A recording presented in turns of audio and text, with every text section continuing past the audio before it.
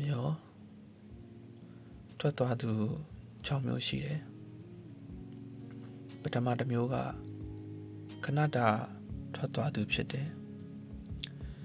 ခဏနေပြန်လာလိမ့်မယ်နောက်ခဏကြာတဲ့အခါပြန်ထွက်သွားအောင်မယ်ဒုတိယတစ်မျိုးကမသွားခြင်းပဲထွက်သွားရတဲ့သူပဲတေချာနှုတ်ဆက်သွားတတ်တယ်နှစ်ဖူးကိုလမ်းသွားတတ်တယ်လှုပ်ပြီးလိုက်တဲ့မုံကိုအဝတ်နဲ့တယူတရထုတ်ပိုးယူသွားတတ်တယ်ဒါပေမဲ့ပြန်လာဖို့ကြားတတ်တယ်ဒါမှမဟုတ်တစုံတစ်ယောက်ကစားတော်တစ်စောင်းကိုအိမ်ဘဝတိတကားခောက်လို့လာပေးပြီးသူပြန်လာနိုင်ဖို့မဖြစ်နိုင်တော့တဲ့အကြောင်းအဝေးကတဘိုးခရသံနဲ့အတူသတင်းလာပို့လိမ့်မယ်တတိယတစ်မျိုးကဘယ်တော့မှထွက်သွားမှာမဟုတ်ဘူးလို့ပြောတတ်သူပဲသူဘယ်တော့မှပြန်မလာတော့ဘူးစတုထတစ်မျိုးကတော့ရုတ်တရက်ပဲအကြောင်းမဲ့ပဲအဲ့ရနိုးတဲ့အချိန်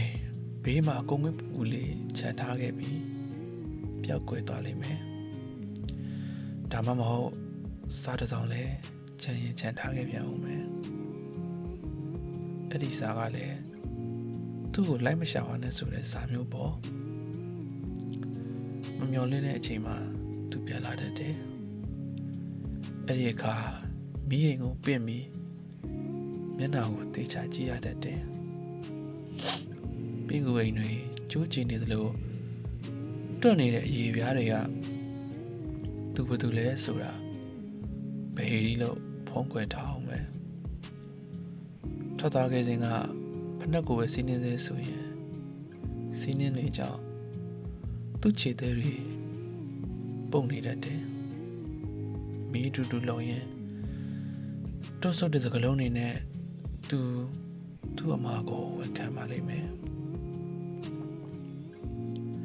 ပြင်စမတစ်မျိုးကတော့ထွက်သွားပြီးမကြခင်မှာပဲပြန်လာခြင်းကဲ့သို့ဖြစ်တယ်ဒါပေမဲ့သူအပြန်လမ်းမမိတော့ဘူးຫນွေပင်တွေရဲ့ခေါ်ဆောင်ရာမျက်စိနေခဲ့တယ်ရှိုးတထောင်ကြောက်ကမ်းမရဲ့ဖျားယောင်းရာတောမောက်ခဲ့တယ်ဝင်ကဘာရဲ့လောင်တမ်းမှာသူ့မျက်ရည်တွေကုန်ခဲ့တယ်သူ့အပြန်လမ်းကိုသူပြန်အော်ခေါ်ရင်းအာကောင်ကွဲသေးတယ်ရပန်ရန်ကဘယ်ကကြားမှမသိတဲ့ဩဇာတွေကိုသူ့ထံကလွင့်ပြန်လာတာလို့တိုက်ဆိုင်ဝမ်းနေနိုင်တယ်စက်တမတစ်မျိုးကတော့ထွက်သွားမယ်လို့မကြာခဏပြောနေတဲ့သူပဲသူတကယ်ထွက်သွားတဲ့နေ့မှာတော့စကားတခွန်းမှပြောမသွားတတ်ဘူးသူအဖိုးတန်ပစ္စည်းတွေထားသွားလိမ့်မယ်ဝိညာဉ်တစ်ထဲအဝတ်တစ်ခုနဲ့လမ်းတစ်လျှောက်သုံးမဝေဝါးမှုပိုင်းစားတွေနဲ့ထွက်သွားလိမ့်မယ်ဓာတ်ပုံတစ်လေးတစ်ပုံဝတ်ပြီးယူသွားသေးတယ်ဆိုရင်တော့သူတစ်ချိန်ပြန်လာမှာပါတောင်ပေါ်တက်နေသူတွေရှိတယ်သူတို့ခါးတွေကြီးနဲ့နာကျင်နေတဲ့အထိတောင်ထိပ်ပေါ်တက်နေသူတွေရှိတယ်ပြီးတော့အဝေးဆုံးကိုကြည့်တယ်သူတို့မျက်လုံးတွေမှုံကြီးစုပ်ပြတ်နေရင်တောင်အဝေးဆုံးစီကိုလှမ်းကြည့်ယူနေကြတယ်